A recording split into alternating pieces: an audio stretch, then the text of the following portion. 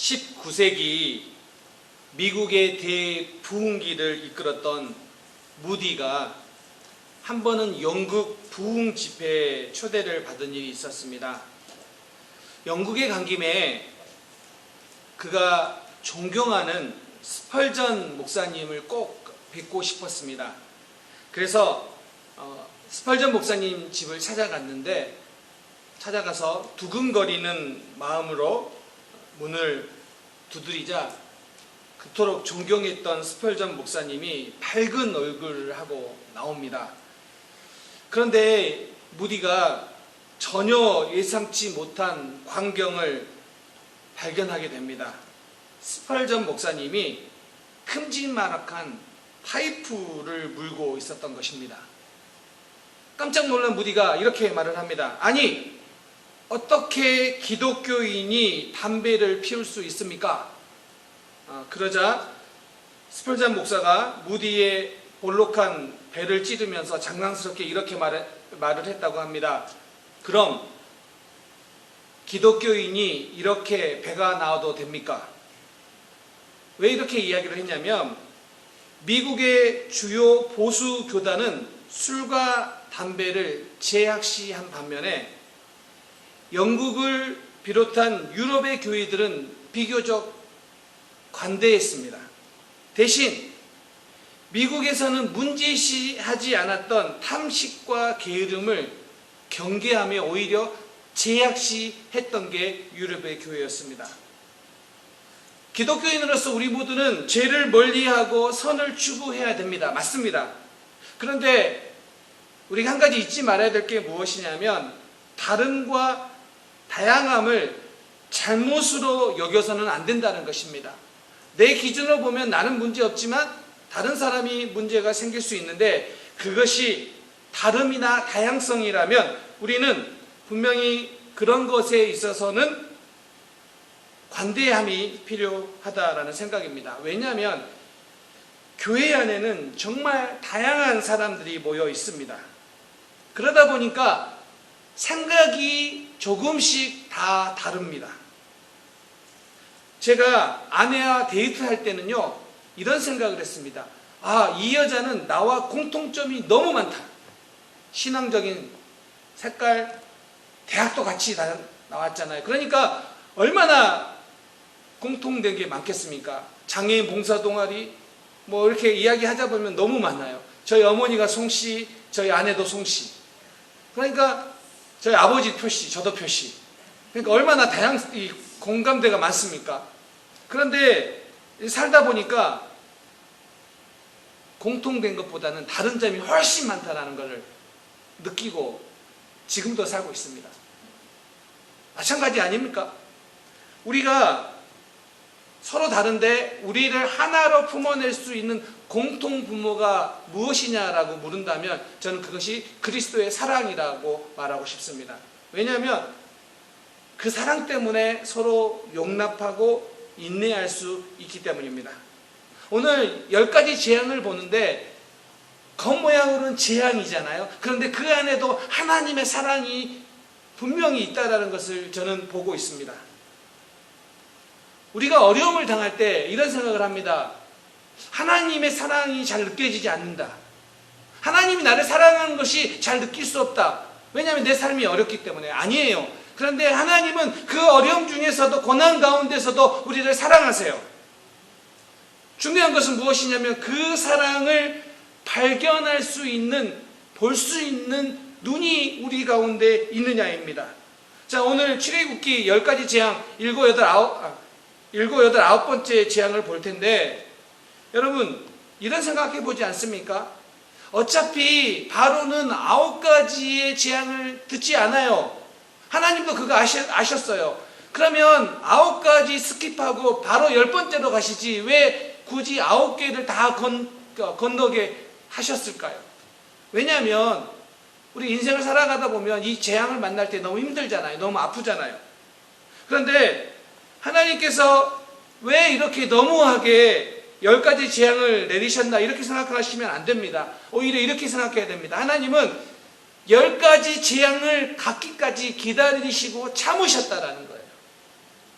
하나님이 참으셨기 때문에 10번이라는 이 기회를 주었다라는 것입니다.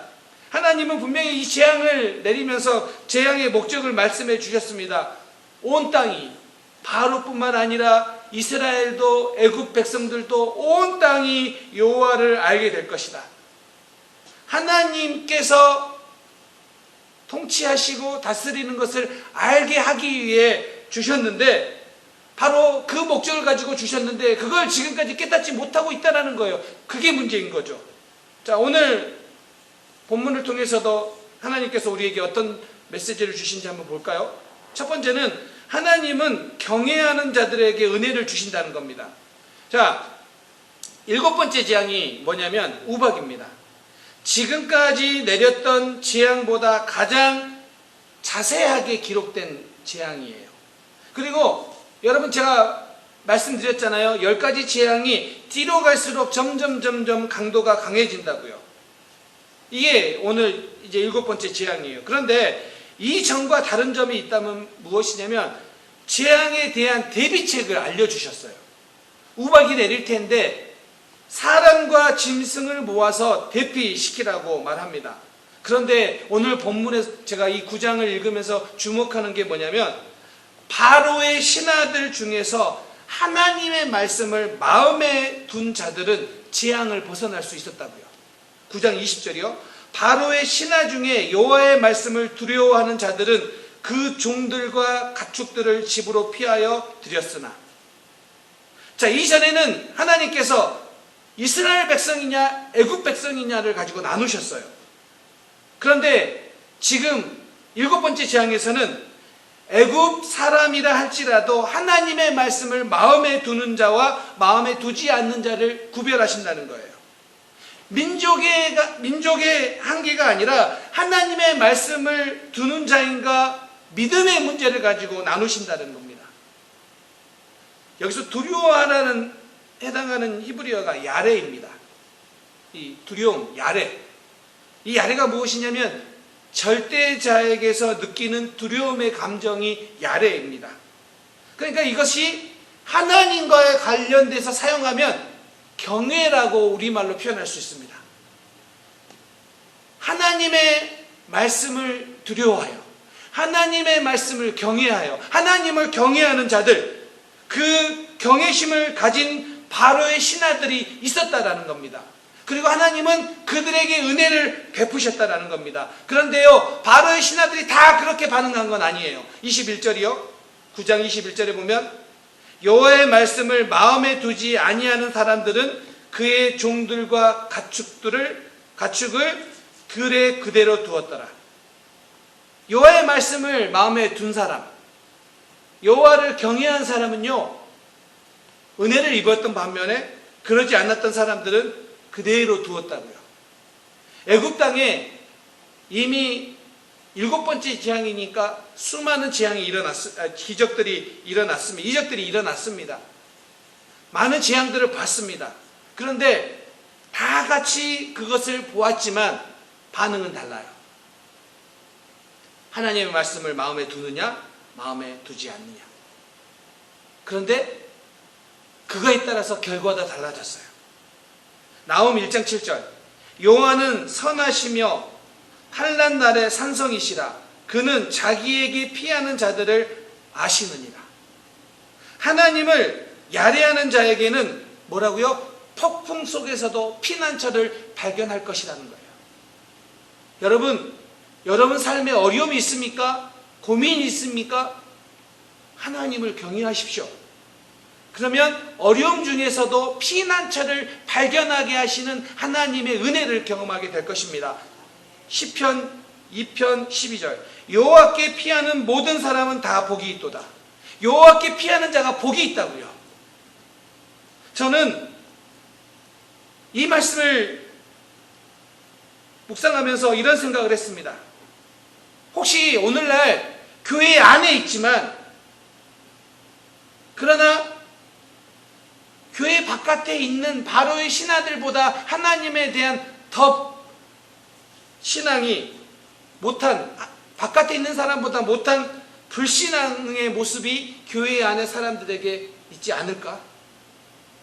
교회 안에 있는데 교회 밖에 있는 바로의 신하들보다 하나님의 말씀을 마음에 두었던 바로의 신하들보다 못한 신앙인들이 교회에 있지 않을까? 아니, 그렇게 하나님의 말씀을 받고 있는 사람이 교회에 있지 않을까? 그런 두려움이 있습니다. 그런 아픔이 있습니다. 아니, 여러분에게 그렇게 묻고 싶어요. 지금 현재 여러분의 마음에는 하나님의 말씀을 마음에 두는 바로의 신하들과 그들보다 좀 낫습니까? 지금 여러분들이 하나님 말씀을 대하는 태도가 어떻습니까? 하나님은 그 태도를 가지고 남으셨다고요. 마음에 두느냐, 마음에 두지 않고 있느냐. 그런데 마음에 둔 자들에게 뭐예요? 은혜를 베푸셨다고요. 피난처를 갖게 하셨다고요. 여러분, 정말 여러분의 인생의 걱정, 문제, 그 앞에서 참된 피난처를 발견하고 싶습니까? 여호와를 야레하십시오. 여호와를 경외하십시오. 그 마음에 야레하는 자들에게 하나님의 주시는 은혜가 있다라는 것입니다. 참 가슴이 아픈 게, 정말 오늘날 기독교인들이 하나님을 야레, 경외하는 마음이 있었다면 고난이 왔다고 금방 믿음을 떠나버릴 수 있을까요? 정말 하나님을 야레했다며 경외했다면 어려움이 왔다고 신앙생활이 금방 변질돼 버릴까요? 이 부분에 대해서 아쉬움과 아픔과 안타까움이 있습니다. 정말 사랑하는 성도님들, 여러분의 삶 속에 혹 어려움을 통과하는 중이라 할지라도 하나님의 말씀을 마음에 두는 야레하는 성도님들이 되시기를 바랍니다. 그때 여러분이 경험하는 은혜가, 하나님께서 부어주시는 은혜가 있을 줄 믿습니다. 또 한 가지는 뭐냐면, 우리는 어두운 세상 가운데도 우리는 빛 가운데 있다는 것입니다.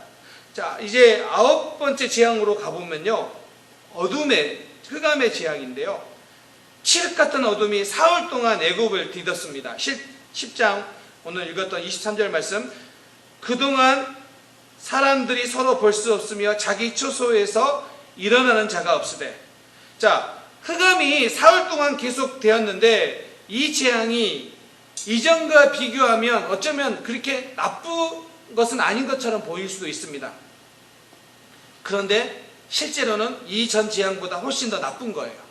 아니, 그냥 어둠인데 그게 뭐가 나쁘냐 이렇게 생각할 수 있어요. 잠시 안 보이는 거, 3일 동안 안 보이는 거가 뭐가 그렇게 어렵냐 이렇게 생각할 수 있는데, 여러분, 이 애굽 신들 가운데 당시의 최고의 신이, 애굽의 국가신이 뭐냐면 바로 태양신이에요.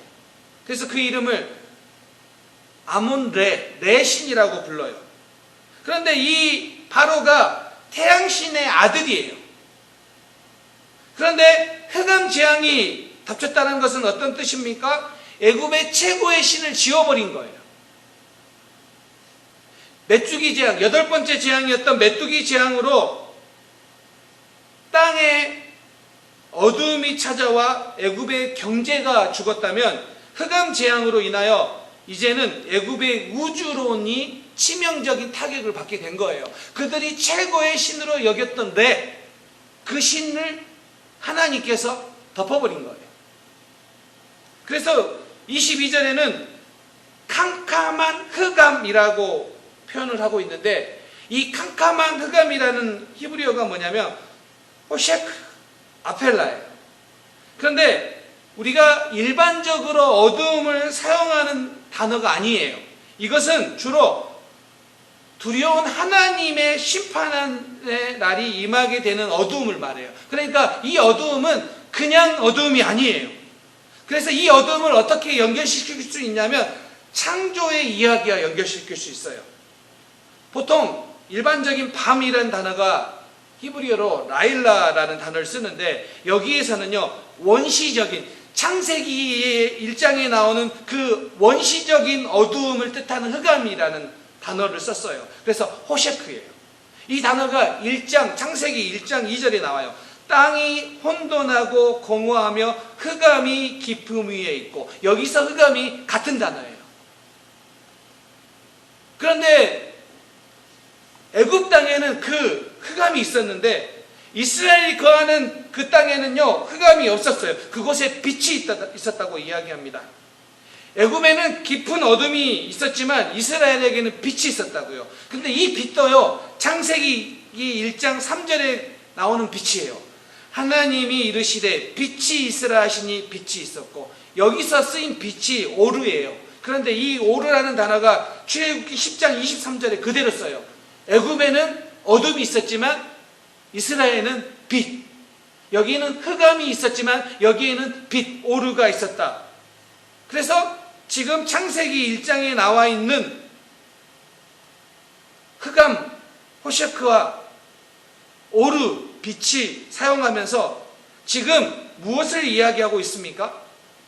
바로가 하나님의 창조 질서를 파괴하고 있는 모습을 지금 보여주고 있는데, 하나님이 창세기 1장 26절에서 사람을 만드시고 복을 주시면서 생육하고 번성하라고 했는데, 지금 바로는 뭐하고 있었습니까? 이스라엘의 모든 사내의 아이를 다 죽이라고 했습니다. 하나님의 창조 질서를 파괴하는 그 역할을 하고 있는 거죠. 그런데 하나님께서 이 어둠의 재앙, 그래서 어둠의 재앙이 별게 아닌 게 아니에요. 이 어둠의 재앙을 통하여서 천지를 창조하신 하나님의 그 권능 앞에서 바로가 아무것도 아니고 하나님을 인정할 수밖에 없게 만드셨다라는 것입니다. 그래서 이 9번째 재앙 이후에 바로가 지금까지 했던 것과는 다른 큰 양보를 합니다. 24절에 바로가 모세를 불러 이르되 너희는 가서 여호와를 섬기되 너희의 양과 소는 머물러 두고 너희 어린 것들은 너희와 함께 갈지니라. 바로가 이제 가라고 합니다. 지금까지 했던 양보 중에 제일 큰 양보예요. 그런데 여기에서 바로가 한 말이 무엇이냐면 너희는 다 가. 너희 어린이도 다 가. 그런데 양과 소는 두고 가라 이거예요. 지금 애굽이 어두운 가운데 있는데 그 어두운 가운데서 그가 붙잡으려고 하는 게 뭡니까? 양과 소예요. 오늘 이 모습은요, 우리가 살아가는 이 땅의 모습도 그대로 보여주는 겁니다. 우리가 살아가는 이 땅은요, 끊임없이 이 애굽의 땅과 같아요. 이 애굽의 땅의 어두움과 같아요. 그런데 바로가 소와 양을 두고 가라고 하는 것처럼 오늘 우리에게도 소와 양을 이야기해요. 자, 보세요. 지금 바로에게 소와 양이 필요해서 두고 가라 했을까요? 아니에요. 짐승을 필요로 한 사람은 이스라엘 백성들이에요. 그런데 그것을 붙잡고 있으면 이스라엘이 돌아올 것이라고 생각하기 때문에 소와 양은 두고 가라는 거예요. 오늘 세상이 우리에게 그렇게 이야기합니다. 우리에게 소와 양이 있으면 내가 이것을 붙잡으면 내가 원하는 대로 될 수 있을 거라고 생각을 해요. 그래서 소와 양을 붙잡으라고요. 오늘날 끊임없이 돈이 권력이 되고 우상이 되는 시대에 우리가 살아가고 있습니다. 그런데 그게 어느 땅이라고요? 그게 어느 땅이에요? 애굽 땅, 어두운 가운데 있는 땅의 모습이라는 거예요. 그에 반해서 이스라엘은 지금 노예로 살고 있어요. 그래서 그들의 삶은 어쩌면 고달파요. 힘들어요. 그런데 그들은 빛 가운데 있다고요. 지금 오늘 우리에게 이 모습을 그대로 보여주고 있는 거 아닙니까? 우리가 살아가는 현실은 어쩌면 이스라엘 백성들의 모습처럼 힘듦도 있어요. 인생의 문제, 질병의 문제, 경제적인 문제, 여러 가지 문제들을 가지고 있어요. 그래서 때로는 힘들어요. 마음이 아파요. 걱정도 있어요. 그런데요, 이스라엘 땅에 빛을 주셔서 그곳에 빛이 있게 하셨던 것처럼 우리의 인생에 때로는 문제가 있지만 그러나 우리 가운데 빛을 주셨다고요. 그래서 우리는 빛 가운데 살아가고 있다고요. 아멘입니까? 세상은 계속해서 이 애굽의 논리를 이야기하지만 우리가 거하는 땅은 우리 가운데는 빛이 있다고요. 그 빛이 바로 예수 그리스도예요. 그래서 예수 그리스도를 믿는 우리의 인생은 여전히 힘든 게 있어요. 그 힘든 게 없기 때문에 빛 가운데 있는 게 아니에요. 인생의 문제 가운데, 어려움 가운데 있어요. 그런데 예수 그리스도가 우리 가운데 있기 때문에 우리는 빛 가운데 있는 사람들이에요. 우리가 기억해야 되는 것은 그거예요. 이스라엘 백성들이 노예로 살고 있지만, 고난 가운데 있지만, 빛 가운데 있어서 구별됐던 것처럼 오늘 우리의 삶도 예수 그리스도를 믿는 우리이기 때문에, 예수 그리스도가 우리 가운데 거하기 때문에 우리는 구별된 자예요. 그러면 그곳에서도 하나님의 영광을 드러낼 수 있다는 거예요. 여러분, 기독교인들은요, 우리는 이런 이야기를 합니다. 그리스도인들의 궁극적인 목적은 무엇입니까? 하나님을 영화롭게 하는 데 있다. 여러분 믿으십니까? 여러분의 삶의 목적이 뭡니까? 소와 양을 더 많이 잡아들고 내 마음대로 하는 게 아니에요. 하나님을 영화롭게 하는 데 있습니다. 아멘. 여기에서 우리가 무너지면 안 돼요. 우리 교회의 목적이 무엇입니까? 하나님을 영화롭게 하는 데 있습니다. 그래서 우리 예배를 통하여 하나님을 영화롭게 하고, 우리가 서로 사랑하며 하나님을 영화롭게 하고, 우리 주변의 사람들을 섬기며 하나님을 영화롭게 하는 그 많은 일 가운데 우리가 있다라는 거예요. 그런데 참 놀라운 게, 성경에 이 영광이라는 단어와 함께 자주 쓰이는 단어가 있어요. 그게 뭐냐면 고난이에요. 성경은 이 고난이란 단어와 영광이란 말을 연결시켜서 말을 해요. 로마서 8장 17절. 자녀이며 또한 상속자 곧 하나님의 상속자요 그리스도와 함께한 상속자니 우리가 그와 함께 영광을 받기 위하여 고난도 함께 받아야 할 것이니라. 생각하건대 현재의 고난은 장차 우리에게 나타날 영광과 비교할 수 없도다. 영광과 고난을 연결시켜요. 베드로전서 1장 6절 7절을 보면요, 고난을 잘 다루면 주님을 영화롭게 하는 통로가 된다라고도 기록하고 있어요. 팀 켈러 목사님이 그의 책에서 이걸 잘 설명을 해요. 영광에 해당하는 히브리어 단어가 카보드예요. 제가 여러 번 설교에서 이야기했어요. 그게 무슨 뜻이라고 했죠? 무거움, 무게라는 뜻이에요. 그래서 영광, 구약 성경에서 카보드는 뭐냐면 하나님의 무거움을 의미해요. 이거와 같은 기능을 가진 영어 단어가 메러예요. 메러. 이게 뭐냐면 보통은 견고한, 단단한 무엇인가를 뜻하지만 중요한 무엇을 가리키는 단어예요.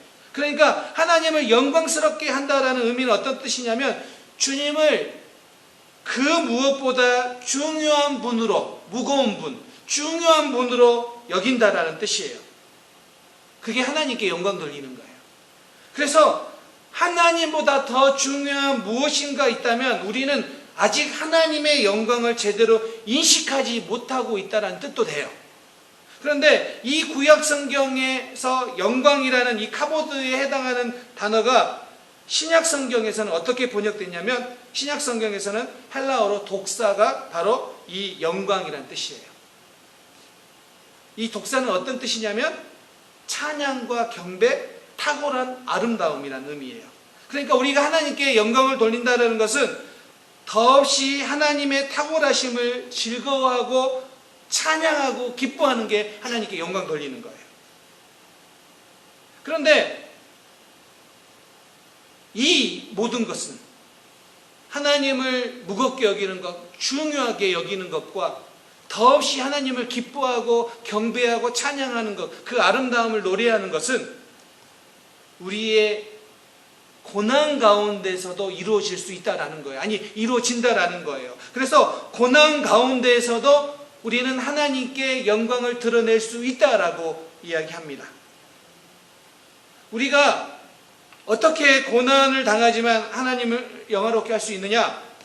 고난의 시간을 지나면서 그럼에도 불구하고 하나님을 깊이 신뢰하는 것이 바로 주님의 영광을 드러내는 거예요. 우리의 삶의 불확실한 미래, 질병에 대한 걱정, 자녀에 대한 걱정, 수많은 문제들 앞에서 하나님을 신뢰하는 거예요. 어떻게 해요? 하나님을 가장 중요한 분으로 여기고 그 하나님의 놀라우신 은혜와 그 하나님을 찬양하고 기뻐하고 노래하며 우리가 이 땅을 살아가는 것, 그것이 바로 우리가 고난 가운데서도 하나님을 영화롭게 할 수 있는 성도의 모습이라는 겁니다. 베드로전서 2장 19절. 부당하게 고난을 받아도 하나님을 생각함으로 슬픔을 참으면 이는 아름다우니. 부당하게 고난을 받는데 하나님을 생각함으로 슬픔을 참으면 아름답다고요. 여러분의 삶에 고난을 당해요. 때로는요, 억울하게 고난을 당하는 사람도 있어요. 아니, 그렇게 생각하는 사람도 있어요. 그런데 그때 뭐 하라고요? 그때 주님이 주시는 힘으로 포기하지 않고 견디면 그것이 아름다움이고 영광이 된다고요. 저는 여러분들이 이렇게 하나님의 영광을 돌리는 모습이 우리의 삶 속에 일어났으면 좋겠습니다. 좀 힘듦이 있습니까? 다른 사람이 좀 못마땅하기도 하고, 또 나에게 왜 이렇게 섭섭하게 하나, 이런 마음이 들기도 하고, 여러분의 인생에 왜 하나님은 나에게 이렇게 고난을 주시나, 이런 마음들이 있습니까? 그런데 뭐라고요? 베드로전서 2장 19절 말씀, 부당하게 고난을 받아도, 내가 잘못해서 당한 고난도 있지만 부당하게 고난을 받아도 하나님을 생각함으로 슬픔을 참으면 아름답다고요. 하나님께 영광된다고요. 저는 우리가 우리의 믿음의 여정을 걸으면서 이걸 잊지 않고 이렇게 하나님께 영광 돌리는 우리 믿음의 공동체가 될 수 있기를 주님의 이름으로 축원합니다. 2009년 캔사스주 고등학교 육상대회에서 여자 3200m 릴레이에서 이런 일이 있었습니다. 1위로 성마리아 콜겐 고등학교가 들어왔습니다. 그런데 들어와 놓고 보니까 한 주자가 릴레이니까 바통을 넘겨주다가 주어진 코스에서 이탈을 했습니다. 그래서 심판이 실격 처리를 했습니다. 그래서 2등으로 들어온 마라나타 크리스천 아카데미가 1위가 된 겁니다. 그렇게 금메달을 받고 난 후에 마라나타 학생들이 실격 처리된 1등으로 들어왔는데 그거 좀 잘못으로 실격 처리된 학생들을 보니까 너무 실망하고 너무 이렇게 아파하는 모습이 얼굴이 보여서 이 마라나타 고등학교 학생들이 자기들이 받은 금메달을 그 학생들에게, 실격 처리된 학생들에게 가져다 줍니다. 스포츠 사상에서는, 스포츠계에서는 지금까지 볼 수 없었던 초유의 사건이 발생한 것입니다. 왜냐하면 금메달을 실격당한 자들에게 주는 것은 흔한 일이 아니거든요. 왜 이런 일을 했을까요? 라고 나중에 알아봤더니 신문 기사에 뭐라고 나오냐면, 마라나타 고등학교 버니 잘다 감독은 이렇게 말했습니다. 우리의 금연 표어는 우리의 영광을 위해서가 아니라 하나님의 영광을 위해서 뛰는 것입니다. 고등학생들이 이랬다고요. 고등학생들이 하나님의 영광을 위해서 했다고요. 여러분, 교회를 오래 다닌 것도, 성경 공부를 많이 한 것도, 기도를 열심히 하는 것도, 여러분이 열심을 가지고 선교를 하고 교회를 섬기고 또 여러 가지 일들을 하는 것도 다 하나님의 영광을 위해서입니다. 이것이 이탈되면 우리의 열심, 그거 하나님이 받으시는 열심 아니에요. 우리의 많은 지식, 그거 하나님이 받으시는 거 아니에요. 하나님의 영광을 위해서 오늘도 달려가시는 우리 성도님들 되시기 바랍니다. 말씀을 마무리하려고 합니다. 예수님의 고난을 생각하면 예수님이 고난을 받으심으로 우리의 고난이 없어진 게 아니라 우리가 그분의 고난에 참여하게 된 것이고, 그래서 주님의 고난은 우리의 영광이 된 것입니다. 그래서 우리는 고난 가운데서도 우리에게 주시는 하나님의 은혜를 발견해야 되고, 그 은혜를 발견한 사람들은 하나님이 주시는 힘으로 이 땅을 살아가게 되고, 그것이